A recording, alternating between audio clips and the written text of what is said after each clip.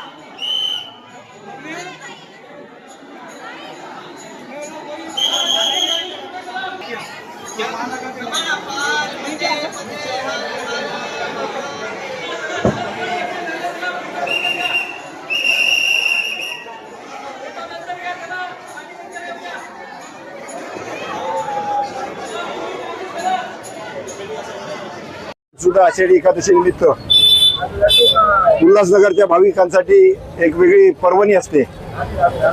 दत्त मंदिर संतोषनगर या ठिकाणाहून सकाळी 9 वाजता पालखी निघते. यामध्ये हजारो भाविक जे पंढरपूरला जाऊ शकत नाहीत, विठ्ठलाचं दर्शन घेऊ शकत नाहीत, ते भाविक या संपूर्ण उल्हासनगरमधले या दिंडीमध्ये सामील होतात आणि वाजत गाजत विठ्ठलाच्या दर्शनासाठी विठुरायाच्या चरणी जातात आणि आमच्या महाराष्ट्रासाठी सुगीचे दिवस, संपूर्ण देशासाठी चांगले दिवस होत अशा प्रकारे सगळं घालतात. आज